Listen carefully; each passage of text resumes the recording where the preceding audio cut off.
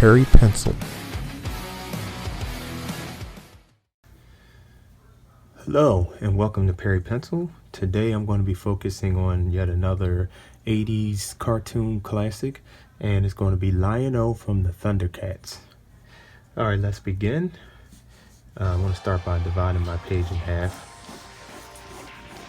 And this is going to be a bust high drawing, and for the top of where his hair is going to be, I'm going to mark that and go ahead and put a square in for the head. Now when you're doing the head, of course, this is for our beginners. You always put in a rectangular shape for the head. This is the overall shape of the head. So it's basically an oval shape within the rectangular shape. Let's go ahead and drop that oval underneath the rectangular shape here. This is going to be for the base or the width of our neck. So we're going to have his shoulders go off the edge of the page here, and just for the width of the shoulders, I usually like to measure by the head because it's two heads to the width of the shoulder.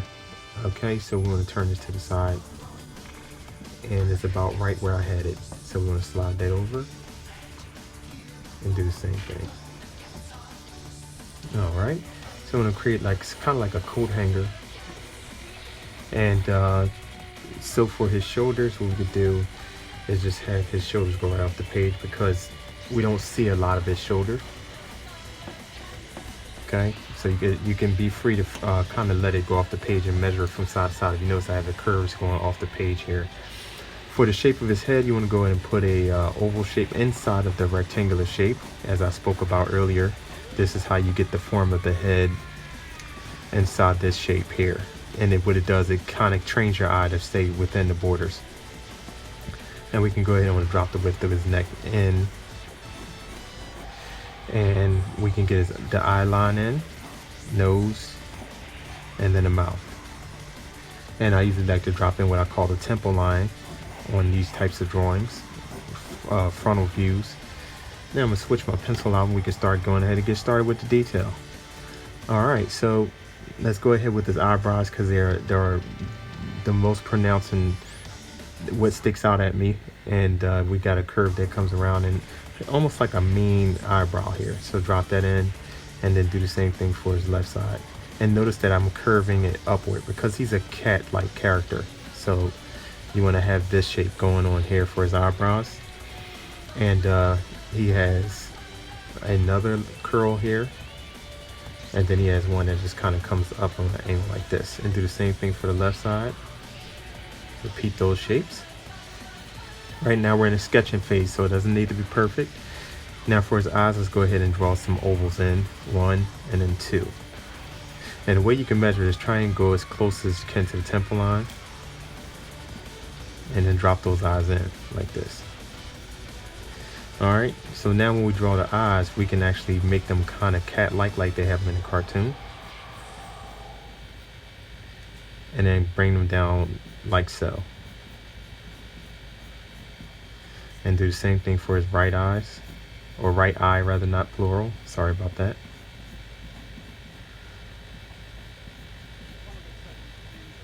Okay. Once we've gotten that established, we can drop the line in the center here. And this will be for his iris. As you see, I'm using that so that I can know the placement of the iris.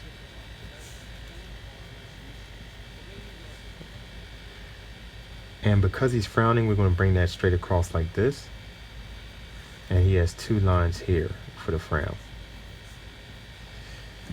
Now for the nose, he has a wide bridge. So that's going to come in and come down like so. And do the same thing for the other side. And then you don't see the nostrils, like you're not looking underneath the nose, so you're going to just come down and kind of have this kind of going on like this. So basically you see the top part of the nostrils and not underneath where you can see his actual nostrils showing or visible. Okay. So for his mouth, we're going to go ahead on and bring it up a little bit. You can always make adjustments in drawings. Nothing is etched in stone. Let's go ahead and drop his mouth in and put a little bit of suggestion of this being slightly open. Remember, this is the animated version, so it's not going to be super detailed like a comic book. It's not what we're going for here. We're going for more like an animated feature of Lion-O. And put the bottom lip in there. And also, I did a drawing. The last video was He-Man, and of course put this here. And he also had like a dimple in the chin here, so you drop that in. So now what we're going to do now is do the contour of the face. Lion-O's face is somewhat slender, so we're going to bring it in a little bit. And notice I'm going dark here because I want you to see exactly what's going on. Bring the cheeks around, right? And then his chin is also, like He-Man, is a very gaunt or blunt chin. Lion-O's chin is a little narrower than He-Man was. So and then also for the hairline, Lion-O has a widow's peak, which kind of comes in like this, right? And then you can make that little furry look in here, like put some lines in there. Then you're going to taper off like this. Okay. Now excuse me here, I'm going to clean this up because I don't like the right eye. The right eye looks very, very sketchy and it doesn't look clean, so I want to clean it up just a little bit and come back in here and just straighten it out a little bit.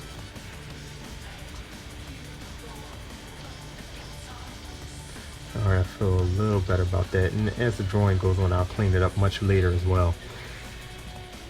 Alright, so outside of his nostrils here he has like a tan line that's popular for the cat look. So you want to bring that around on both sides, and then he also has rings kind of around the eyes to get that cat feature look going for him, and up to where the eyebrows meet. And that's how you can do that. It almost looks like he's wearing a mask, but not really. And so that does that. So now for his hair is his signature, so I want to try and make sure I get this right. His hair is actually what makes him who he is. Alright, so if you notice here, I have the dividing line in half here. And I want to go ahead and have a swoop that comes around and over like this. He has a lot of hair. I warn you now, try and follow what I'm doing here because he has big hair. Like I say, he's like a cat person, so it's to be expected that he's very hairy. Excuse me. For his sideburns, we're going to come down here and sketch that out. And the way we can do this is come like towards the bottom of his jaw and have his hair kind of flare out like this and make that one piece. It's actually like sideburns, which is kind of cool. Sideburns are cool.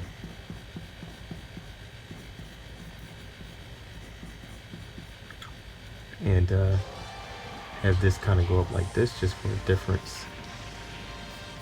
Okay. Now we're going to have another piece that swoops in like this, and then it's another curl that comes around like so, and then there's another one after that if you want to count it, and then this side swoops over like this.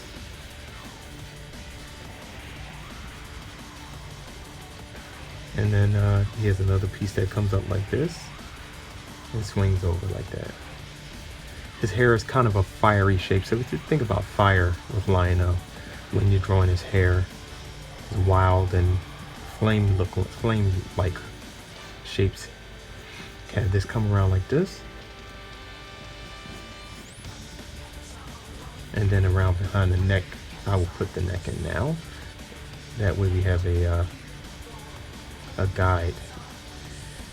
So his neck is, like I said, it's freakishly thick, so we can have that come in like this, and then we can have the hair kind of come off of that like this, right? And we can put the neck muscles in and repeat the same thing from under the hair and bring it around like this. So I'm going to go ahead and finish the other side of his hair. The other side of his hair, it comes down, swings over, and goes down. excuse my voice. I don't know why it's raspy. I think it's later in the evening or night. And then we're going to bring this shape in here.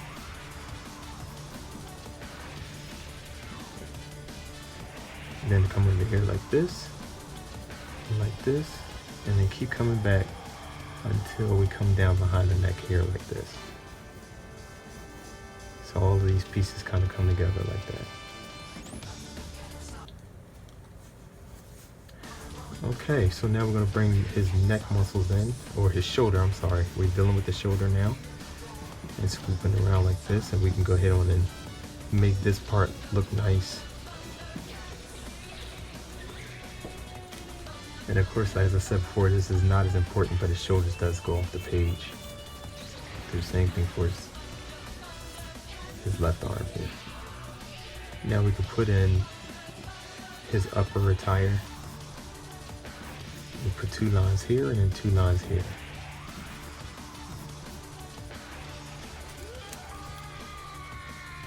And they kind of come down there like a strap. It looks like it almost could be Velcro. Not sure how that holds together, but we just can assume that it's Velcro or something like that. And it fastens to the other part of his outfit. That's just the way I would think it would hold on. And repeat the same thing over here.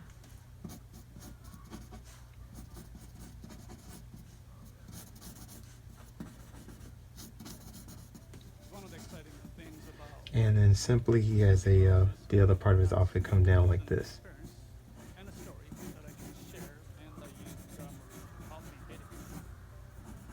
And then repeat that line there so it doubles up. And this kind of just comes off like this and goes off the page. The same thing on this side.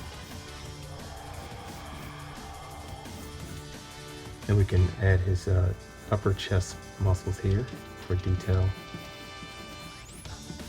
And then have his shoulders go off the page here. Alright, what I'm going to do now is go ahead and clean up the drawing and give this video a like, and don't forget to subscribe. And if you don't like this video, please let me know why in the comment section. I don't take, I take criticism as well as praise, if you will. If you like the drawing, I take it all. Alright, so I'm going to go ahead and spend time cleaning this drawing up, and until next time, take care.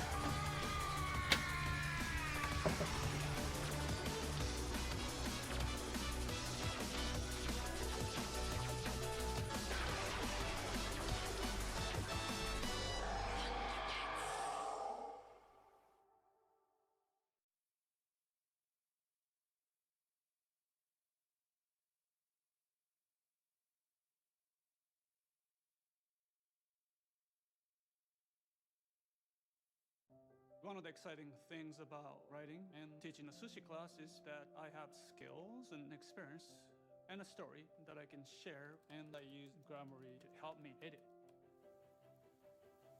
Even in San Francisco, sushi rice is very difficult for them to understand, or it's a mystery. For me, grew up in Japan, eating rice every